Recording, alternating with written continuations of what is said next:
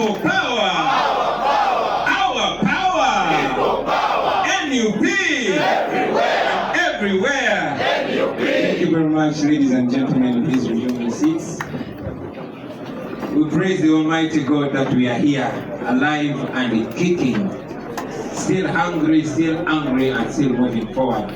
I want to welcome all of you, comrades, friends, to 2025. Happy New Year, ladies and gentlemen. It has been a tough year, but we are here, alhamdulillah. We don't take it for granted. Last year was tough. Madam Deputy President, Comrade Deputy President, I welcome you to 2025. Last year was sad. We lost our Deputy President to death. Mama Jolly Mujisha, may her soul continue resting in peace.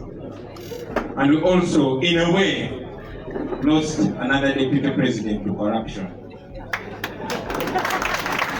But we refuse to give up. We know that one day our brother will see what is right and do what is right. We refuse to give up on him, and I encourage you, comrades, not to give up on people even when they falter. Friends, as I welcome you into this year, I want to remind you, Kibeba motoka, kunumwaka motoka ya maje. This year is a critical year. Many people have called it an election year. Allow me to redefine this year. I think this year should be referred to as a revolutionary year. This year, ladies and gentlemen, is different. This year is a turning point, or can be a turning point if we choose to make it a turning point. This year, friends, we are presented with yet another opportunity to end the 40-year-old slavery that we are grappling with. Throughout the history of Uganda, the people of Uganda have always been presented with an opportunity to define their destiny, an opportunity to build a country that makes sense to them and their posterity. It has happened in different turns of our history. We all remember that in 1962, we were presented with an opportunity to build a new country, like all other countries. Unfortunately, many of those countries took an opportunity that we did not. In 1962, our mothers, when they were young, our grandfathers and grandmothers celebrated, they jubilated because finally the rule of foreigners, of aliens, of whites was coming to an end, and their own children were taking charge of their destiny. Uganda was being handed over to Ugandans by the British. There were celebrations, there was dancing, there was party everywhere, because they believed that a new dawn had descended on Uganda. Unfortunately, just only after 4 years, chaos ensued in 1966. We disintegrated again, we backslid again, and crime came back, death came back. It went on until 1971, when once again, when Amin took over, there were celebrations everywhere. My old man used to tell me that that was one of the happiest days after Amin took over. There was happiness, there was new hope. Everybody thought that yes, it was a chance to start again. Just like we missed the opportunity in 1962, very few years after Amin took over, the crime and wailing returned. The suffering, the torture, the killing returned. Another missed opportunity. It went on for 8 years until 1971, when Ugandans came together in Tanzania, Moshi, and had the Moshi Conference they united and formed the Uganda National Liberation Front. And together, they defeated Idi Amin in 1979. So in 1979, when Amin fell, there was celebration everywhere. There was belief that yes, now, this is a turning point. It was an opportunity to start again, to build Uganda again, to smile again, to dream again. It did not take even 2 years. We descended into mess again. Disagreements, violence, chaos, another missed opportunity. In 1981, Obote took over and we dared to hope again. We said maybe now this time things are going to be different. I mean, Dr. Obote is a doctor and he's experienced. He's been there before. He led the nation to independence. So now that we have him again, maybe it's going to be better. So Ugandans dreamed again. Unfortunately, following the chaos of the 1980 elections, General Museveni and his friends went to the bush. They started killing. They started maiming people. They started plundering. Pain and tears came again. But because Museveni had promised our people that he was fighting for fundamental change, he was fighting to return the rule of law, to stop election rigging, and yes, he justified that fight, claiming that the 1980 election was rigged. Our fathers and mothers and elders followed him. They trusted him. They believed him. They sacrificed everything they had. More than 500,000 people were killed. But our people were willing to sacrifice even more for a new Uganda that they had been dreaming of since 1962. And yes, in 1986, when Museveni took over, there were celebrations. Some of us were young, but we saw the celebration. We saw a new dream. Those that had run into the diaspora, into exile, came back again, hoping that this time, this was the deal. In any case, this is a struggle that all Ugandans had partaken into. There was new hope, especially when Museveni stood on the footsteps of Parliament and said that the problem with Uganda in particular and Africa in general are the leaders that overstay in power. Our parents believed that indeed here was a solution. It has been 40 years. 40 years of pain, 40 years of tribalism, 40 years of corruption, 40 years of killing, 40 years of genocide, especially in northern Uganda. Another missed opportunity. Ladies and gentlemen, I've taken time to go through this history to show you that there has always been an opportunity. Unfortunately, we've always missed that opportunity.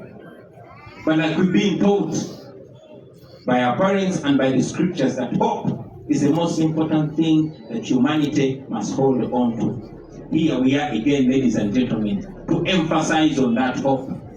I talk about these missed opportunities so that we can realize and realign ourselves. So that we can know that there has always been an opportunity. 40 years has gone. But in those 40 years, we've also had various opportunities. For example, we had an opportunity in 1996. We had an opportunity in 2001. We had an opportunity in 2006, an opportunity in 2011, an opportunity in 2016, and an opportunity in 2021. Different times, different candidates, different players. But somehow, we've always missed the target. And here we are again, ladies and gentlemen. We are in 2025. Another opportunity presents itself to us. Although the election is happening in 2026, but the opportunity is now. It is now because everything is done in this year. According to the powers that be, there set an election early January between 9th and 12th. We have 368 days from today. We have 12 months and 5 days from today. How are we looking at that opportunity? It is another shot, another try, another effort, another attempt on freedom. Are you looking at it as another opportunity to freedom? That's the question that I would request all of us to look at and to ponder about. I remember telling you before the 2021 election, I told you that if we fail in 2021, another 5 years of Museveni, he won't be able to handle. I remember telling you that every day that Museveni spends ruling over us, we go back 5 days. For every year that Museveni spends ruling over us, we go back 5 years, probably many more years behind. You all remember that since 14th of January 2021, so much damage has been created, so much damage that we're going to take years to fix.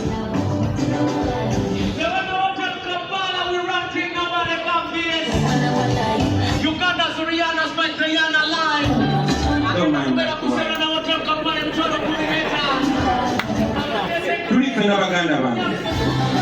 So I want you to know that since January 14, 2021, every day you, the people of Uganda, lose 27 billion. Since January 14, 2021, we lose 27 billion to corruption. 27 billion is stolen.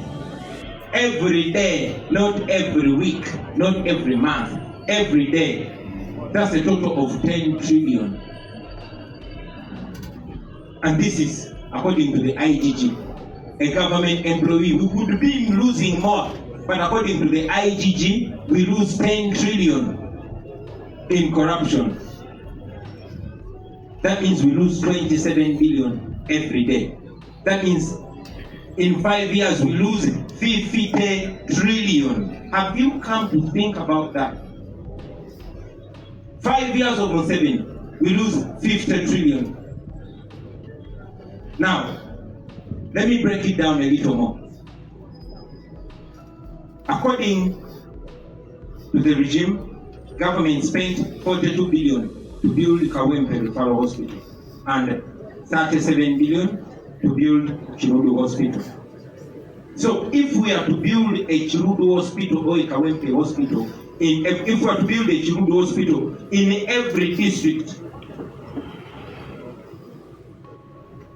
in the 142 districts in Uganda, that means it would cost us only 6.1 trillion to have a fully functional hospital in every district. That is less than the money that is stolen in a year. Now, I want you to think about how much that money can do in these other sectors: education, agriculture, infrastructure, and others. Money stolen in 1 year under the watch of Museveni can put a Chirudu hospital in every district in Uganda, and we'll have a balance of close to 4 trillion. So that is the cost of having a Museveni ruling over you. Stopping corruption just for 1 year would give us that. So imagine a situation where our children don't have to study under trees anymore, where our roads don't have to have potholes anymore. I've not talked about the classified budget. I've not talked about money lost in other areas. But this is just money lost through corruption. That is where we are, ladies and gentlemen. The government data, as if that's not annoying enough, the government data shows you that out of the children that start in P1, only 35% complete P7. 35%. So, if 10 children or 100 children enroll in P1, less than 35 children will complete P7. So imagine looking at a country where 1.8 million children start P1, but 1.2 million children drop out before P7. Where are those children going to go? What is the destiny of those children? They've not had the most basic education, primary education, under the watch of Museveni. They don't care. His wife is the Minister of Education. Never mind the fact that she's not educated. They don't care. To them, they don't care whether these children become criminals. They don't care.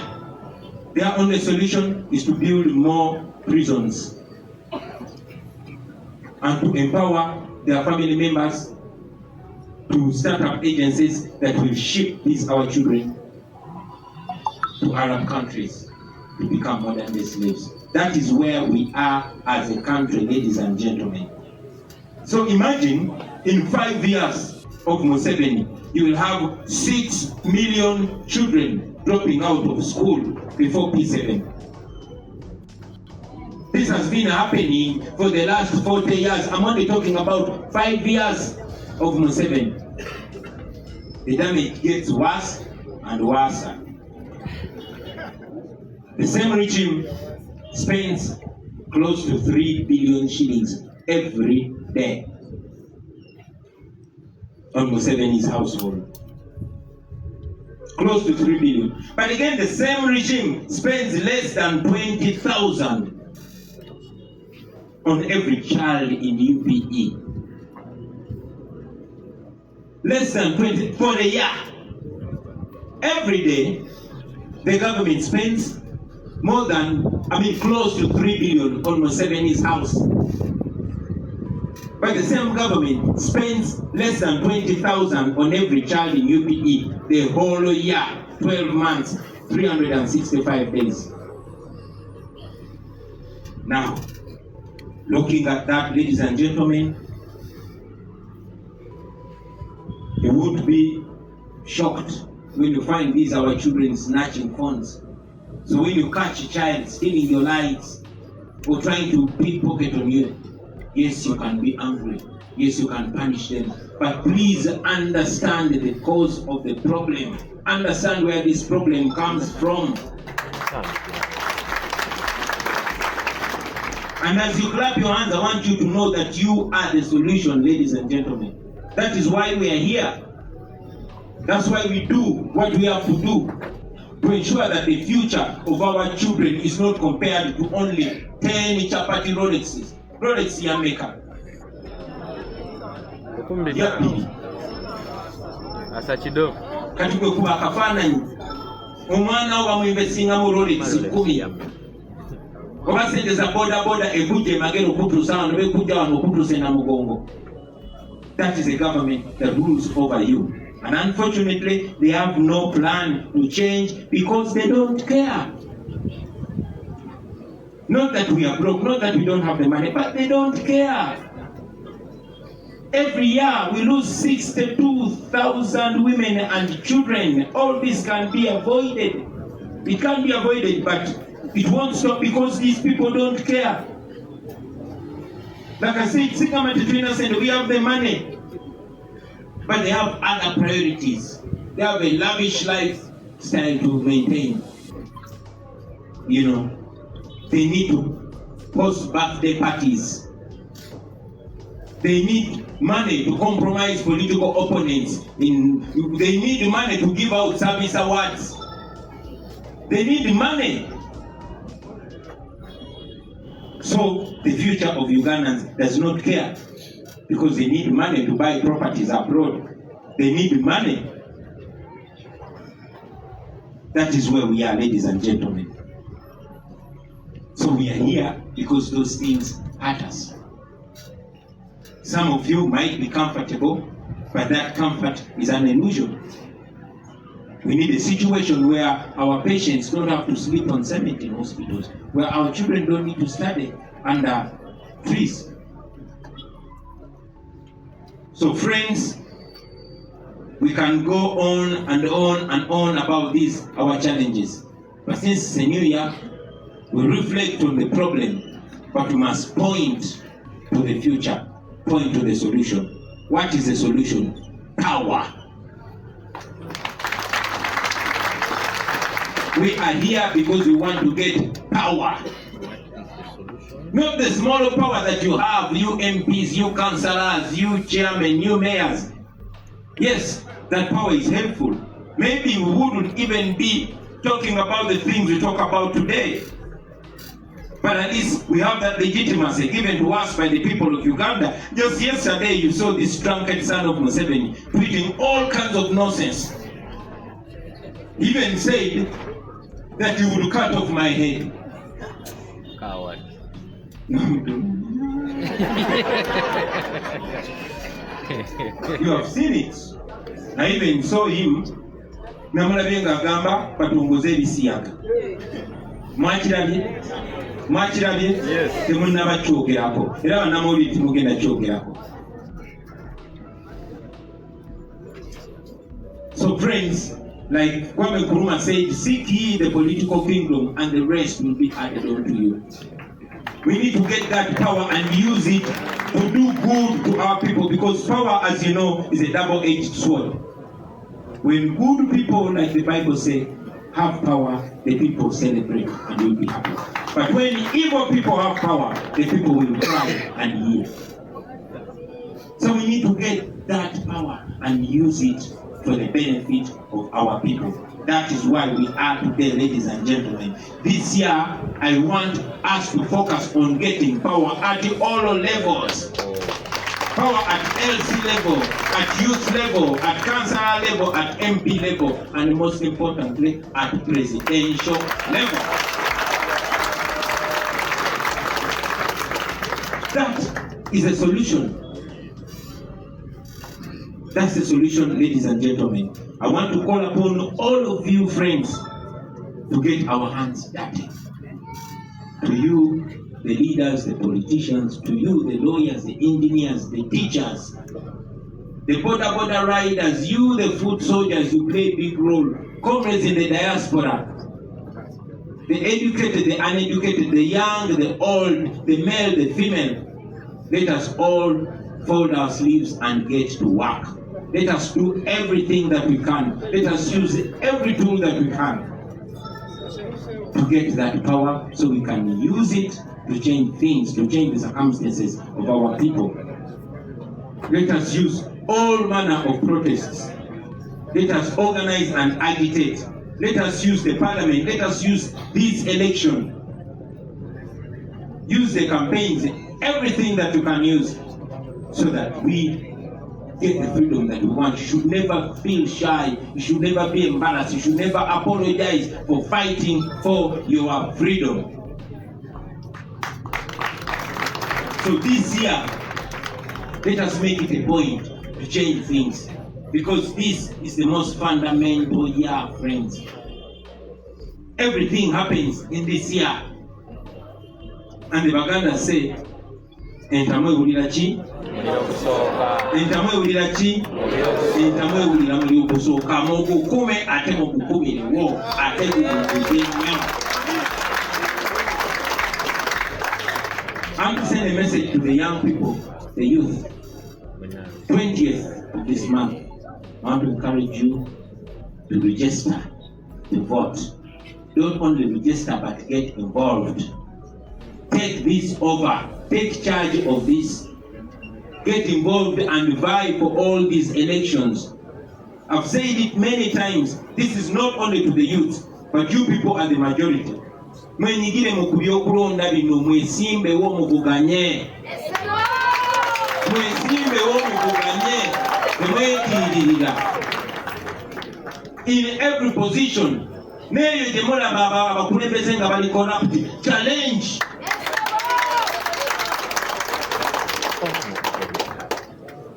Kansubire ekyo mukiwulidde bulungi bannange.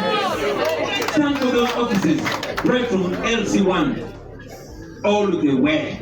There's no limit. This is your country and you have to live like you have every right to belong to this country and to get involved in everything that matters in this country.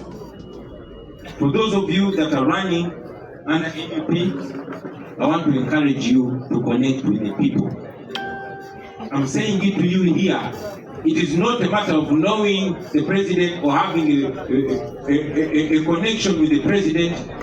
It is not a matter of you being a favorite here at the headquarters. It's not a matter of connections here. The only important connection is a connection with the people, because we are people power. So go connect with the people. According to the leadership of this party, everybody is equal and has equal rights. We are people power and we are answerable to the people. Let's go for it. Tugende tuzoganye. Tugende kuno mwaka tukutandike upside down. Tweyigire mu buli kimu bannange tusobola okubikyusa. Era tufube tubikyuse. Tuzo kubi lumalumamu mu Luganda banyonyodde ku byafaayo byaffe tukuvira ddala ku Uganda we yatandika mu 62 tubadde n'emikisa egy'enjawulo okuzimba ensi ng'era bw'olaba Kenya. Ekyennaku buli mukisa gwe tubadde nagwo tubadde tukufiirwa mu 62 bajjajjaffe baajaguza kubanga omuzungu yali agenze. Ensi yali ezze emikono gy'abaana baabwe ne basanyuka ne bagamba kati kiwedde abaana baffe ate banaatulunya kyannaku nti tewayita emyaka ena gyokka 66 abasoma ebyafaayo mwalaba ebyabeerawo kuttiŋŋana kulwanagana kuwambagana. Tetubeera mu mbeera eyo paka 71 Amini we yawambira ne tusanyuka. Abazeeyi baffe baba batumiza waliwo okusanyuka kungi nnyo. Tekuba Amini azze tewagenda kubeerawo nguzi tewagenda kuba eki ne tusanyuka nnyo. Era n'asooka n'akola ebirungi bingi. Nguudo